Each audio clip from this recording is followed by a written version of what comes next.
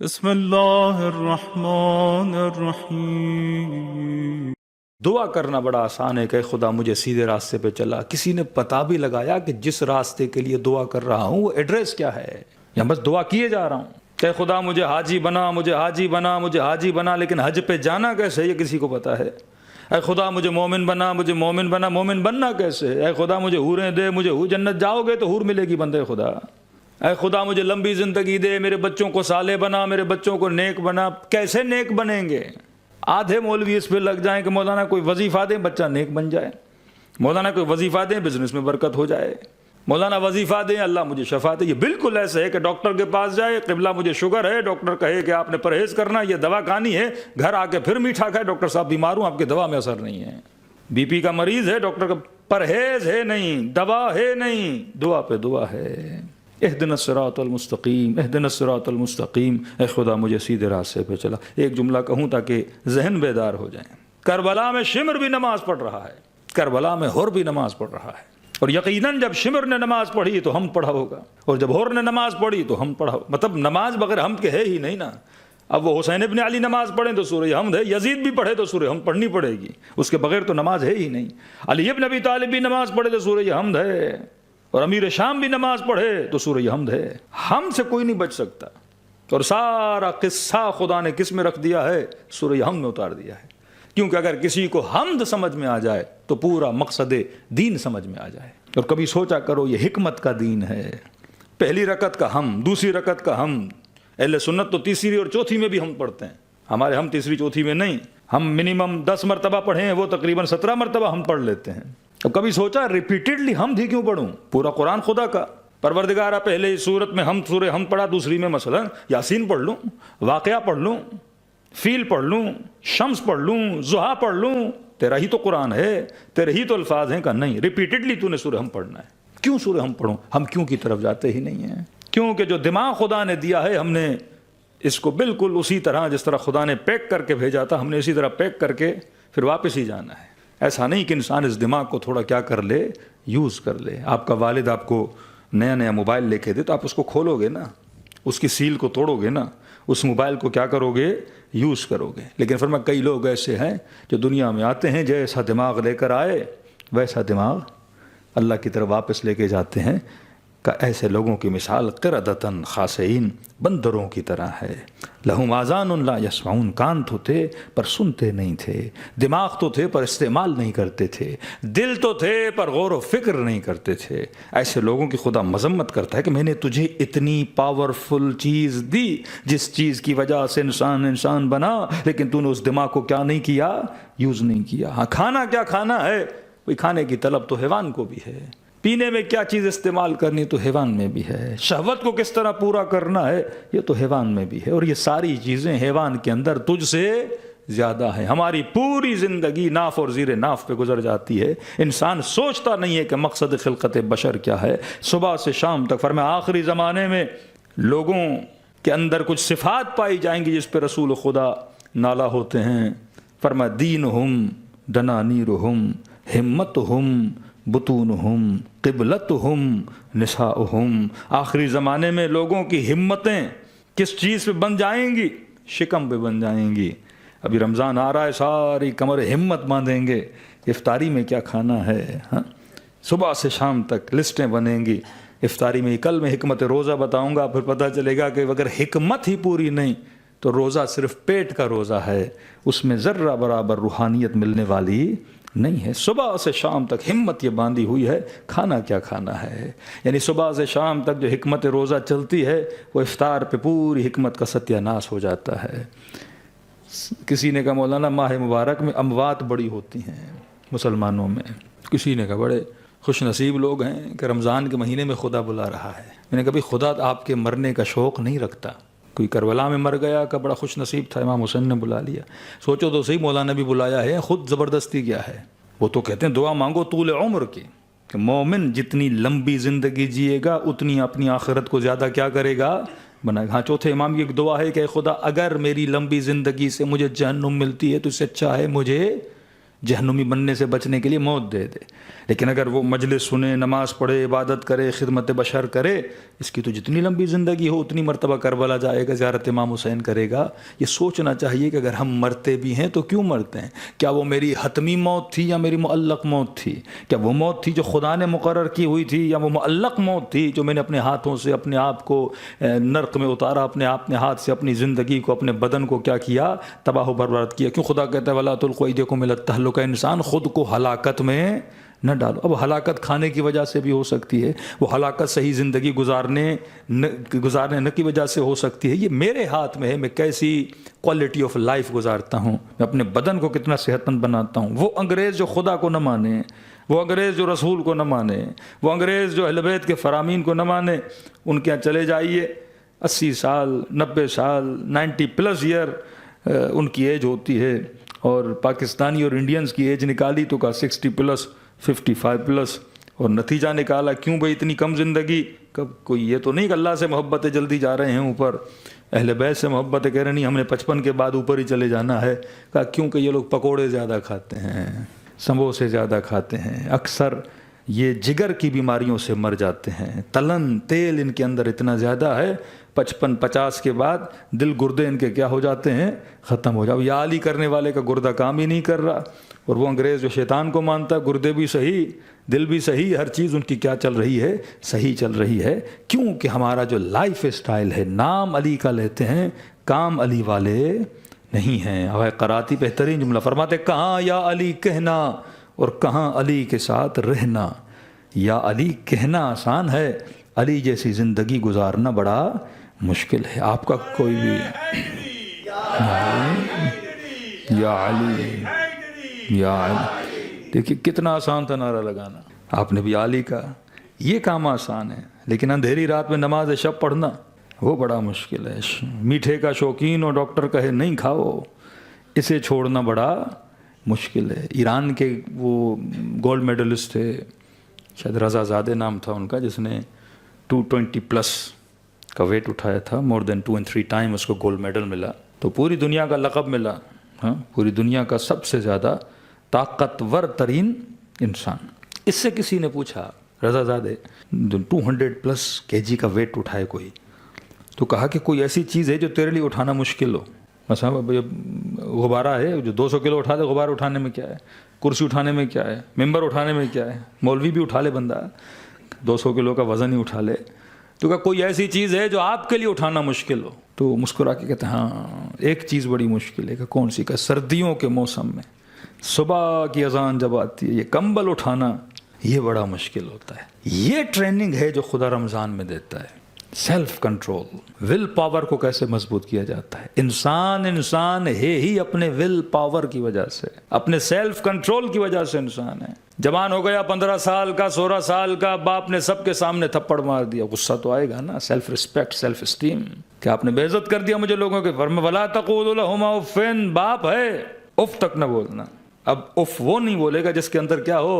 Control ہو. میاں بیوی ہیں، لڑائی ہو گئی، کئی آپ دیکھتے ہیں کس سے شراب خدا نے اسی لیے منع کی کیونکہ انسان کا سیلف کنٹرول کیا ہو جاتا ہے؟ ختم ہو جاتا ہے. جاپان دنیا کا خوشحال ترین ملک ہے، سیلری وائز، لائف اسٹینڈرڈز، ہر اعتبار سے پوری دنیا میں جاپان کا اسٹینڈرڈ ہے. 2018 یا 19 کا ریشو نکال دیں، آج تو گوگل ہر کسی کے پاس ہے. کسی سال میں ریشو نکلا کہ سب سے زیادہ سوسائڈ کیس کہاں پر آئے؟ جاپان میں آئے. اور سارے یوتھ 18 سے 25 سے 30 کے بیچ میں سب سے زیادہ سوسائڈ. تو ڈاکٹرز پریشان ہو گئے کہ جن کے پاس گھر ہے، گاڑی ہے، بھائی سوسائڈ کرے تو کوئی پاکستانی انڈین کرے. نوکری کے لیے پریشان، بچے کے کھانے کے لیے پریشان، تنخواہ کے لیے پریشان، 8 گھنٹے بجلی نہیں اس کے لیے پریشان، حکومت کے چکروں میں پریشان. یہ بندہ جا کے سوسائڈ کرے سمجھ آتا ہے. 22-23 کروڑ کی آبادی پاکستان، 23-24 کروڑ کی آبادی بنگلہ دیش، 100 کروڑ سے زیادہ، یہ لوگ سوسائڈ کریں. غربت بھی ہے، حکومتیں بھی ہیں، کچرا بھی ہے، گند بھی ہے، سب کچھ ہے. لیکن جاپان جیسا ملک، فیسلٹی ہے، اسکول اچھا، ہیلتھ اچھی، سیلری اچھی، گھر اچھا، ہر شے ان کے پاس ہے. لیکن یہ جوان کیوں سوسائڈ کر رہا ہے؟ تقریباً کوئی 18,000 کے قریب ایک سال میں لوگوں نے سوسائڈ کیا. تو وہ ریسرچ کرتے ہیں کہ یہ لوگ سوسائڈ کیوں کر رہے ہیں, ان کے سوسائڈ کرنے کی وجہ کیا ہے. ڈاکٹرز نے نتیجہ نکالا, جس وقت ان لوگوں نے سوسائڈ اٹیمپٹ کیا تھا یہ ڈرنک تھے, یہ شراب میں تھے. تو انسان کا سیلف کنٹرول کیا ہو جاتا ہے, ختم ہو جاتا ہے. جیسے اگر آپ کے والد نے آپ کو تھپڑ مارا, آپ کو غصہ آیا اور غصے میں آپ ریئیکٹ کرنا چاہتے ہو, لیکن آپ کی عقل آپ کو کیا کرتی ہے, بریک لگواتی ہے. اور جب بریک لگ جاتا ہے تو آپ اپنے غصے کو باہر ایکسپریس نہیں کرتے ہو. لیکن اگر اسی وقت اگر آپ نے خدا نخواستہ شراب پی ہوتی اور والد یہی ایکٹ کرتا, فوراً آپ کیا کرتے, ریئیکٹ کرتے, کیونکہ آپ کا بریک اس وقت کیا ہوتا, گویا ہوتا ہی نہیں, فیل ہو جاتا. ماہ مبارک رمضان انسان کے بریک آئل کو بڑھاتا ہے تاکہ انسان اپنے بریکس کو کیا کرے, مضبوط کرے. روزہ آپ کے لیے نہیں ہے, یاد رکھیے, یہ فرق سمجھیے کہ روزہ ہے کس کے لیے. روزہ روح کے لیے نہیں ہے, روزہ جسم کے لیے ہے. کیونکہ خدا کبھی آپ کو تکلیف نہیں دینا چاہتا. کبھی مولوی پڑھے ممبر سے کہ خدا 40 ماہوں سے زیادہ پیار کرتا ہے, تو بچہ تو پوچھے گا میری ماں مجھے بھوکا نہیں دیکھ سکتی, یہ کیسا خدا ہے. 33 ڈگری, کبھی 40 ڈگری, کبھی UK چلے جاؤ تو 20 گھنٹے کا روزہ. پاکستان میں بعض علاقے 50 ڈگری کی گرمی اور خدا کے روزہ رکھو. کہ ماں تو مجھے پیاسا نہیں دیکھ سکتی, اور یہ کیسا ماں خدا ہے جو 40 ماہوں سے زیادہ بندے سے پیار کرے اور کہے کہ پیاسے رہو, بھوکے رہو. میری بھوک سے کیا ملے گا اسے, میری پیاس سے کیا ملے گا خدا کو, کہ صبح سے شام تک بندہ بھوکا رہا ہے, مزدوری بھی کرنی ہے, بچوں کے لیے کمانے بھی جانا ہے, کیسے رکھے روزہ. اور کہنی خدا پیار کرتا ہے تجھے بھوک مرنا پڑے گا, خدا پیار کرتا ہے تجھے پیاسا رہنا پڑے گا. روزہ روح کے لیے نہیں, کیونکہ میں روح ہوں, میں جسم تو میں ہوں ہی نہیں, باڈی تو میں ہوں ہی نہیں. اس باڈی نے تو مٹی میں مل جانا ہے. آج جیسی ہے, ہٹی ہے, کٹی ہے, پتلی ہے, پتلا ہے, لمبا ہے, جو بھی ہے جائے گا مٹی کے اندر. پھر کیا بن جائے گا, مٹی بن جائے گا. اس میں تو کیڑے لگ جائیں گے, تو ختم ہو جائے گا. تو روزہ میرے لیے نہیں, کیونکہ میں روح ہوں. بھوک روح نہیں کاٹتی, بھوک کون کاٹتا ہے, جسم کاٹتا ہے. پیاس کون کاٹتا ہے, جسم کاٹتا ہے. تکلیف کسے ہوتی ہے, جسم کو ہوتی ہے. تو روزہ کس کے لیے بنا, جسم کے لیے بنا. اور جسم کے لیے روزہ کیوں رکھا, کہ کیونکہ تم نے پورا سال اس جسم کے مرید بنے ہوئے تھے. جو یہ کہتا تھا تو اس کی خواہش کو پورا کرتا تھا. جب اس نے کہا سونا ہے تو سو گیا, جب اس نے کہا کھانا ہے تو نے کھا لیا, جب اس نے کہا یہ پینا ہے تم نے پی لیا. رات کے 2 بجے کا آئس کریم کہاں سے ملے گی, اسی کے پیچھے لگے. ہمارے ایک دوست تھے دبئی میں, اب اسلام آباد شفٹ ہو گئے, تو کم ہوتا 90s میں دبئی میں یوم الخمیس اور یوم الجمعہ یعنی تھرسڈے اور فرائیڈے چھٹی ہوتی تھی. تب فلائٹس بڑی سستی ہوتی تھیں, 1.5-2 گھنٹے کی فلائٹ, کراچی پہنچ گئے آپ. تو کہا کہ پاکستان میں ایک شہر ہے حیدرآباد, وہاں کی مچھلی بڑی مشہور ہے, لوگ بڑے دور دراز علاقے سے مچھلی کھانے جاتے ہیں. کوئی کڑھائی بڑی مشہور ہے, اب پبلسٹی نہیں کروں گا, یہاں جا کے لوگ سارے مچھلی کھائیں وہاں جا کے. تو کہتے مولانا کہ 2 دن کی چھٹی ملتی تھی, دبئی سے ٹکٹ لیتے تھے کراچی, حیدرآباد مچھلی کھاتے تھے, واپسی میں 1 رات کراچی رک کے پھر کہاں, ہمتہم بطونہم. جسم نے کہا مچھلی کھانی ہے, دبئی سے چلا مچھلی کھانے, کہاں پہنچا, حیدرآباد. کس کی اطاعت کر رہا ہے, جسم کی اطاعت. جسم کس کے لیے بنا, میرے لیے یا میں جسم کے لیے. یہ فرق ہم نہیں کر پاتے.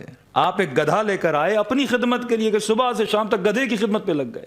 جس طرح یہ بلیوں کی خدمت میں, کتوں کی خدمت میں قوم لگی ہوئی ہے نا, کہ شیمپو کتے کے لیے, خدمت کتے کے لیے, نوکر کتے کے لیے, کھانا کھلائے جا رہے ہیں, سب کچھ. جو میری خدمت کے لیے بنا تھا, میں کس کی خدمت میں لگ گیا, اسی کی خدمت میں لگ گیا. جسم میری خدمت کے لیے بنا, کہ یہ محنت کرے گا, زحمت کرے گا, سب کچھ کرے گا, میرے لیے کما کر لے. ہاتھ میری خدمت کے لیے بنے, نماز پڑھو گے اس کے ساتھ, محنت کرو گے, جہاد کرو گے, سب کچھ کرو گے, تاکہ یہ تجھے جنت کے راستے تک لے کر جائے. لیکن خبردار, ان النفس لامارۃ بالسوء, کہیں ایسا نہ ہو تو اس کی خدمت میں لگ جائے, یہ تجھے جہنم تک لے کر چلا جائے گا. کیونکہ اس نے تو مزے لینے ہیں, اور مزے لے کے یہ تو مٹی میں مل جائے گا. جوتے کیسے پڑیں گے, تجھے پڑیں گے. ہاں, یہ جسم تو جنت تک کب لے کر جائے گا, جب تیرا خادم بنے گا. تیرا خادم کب بنے گا, جب یس مین بنے گا. جب تو کہے تب کھائے, جب تو کہے تب پیے, جب تو کہے تب رک جائے. اس کو شہوت کی ضرورت ہے, اس کو پانی کی ضرورت ہے, اس کو کھانے کی ضرورت ہے, یہ ہر چیز تجھ سے مانگے گا, اور مور کر کے مانگے گا, مجھے زیادہ سے حل من مزید, اور چاہیے.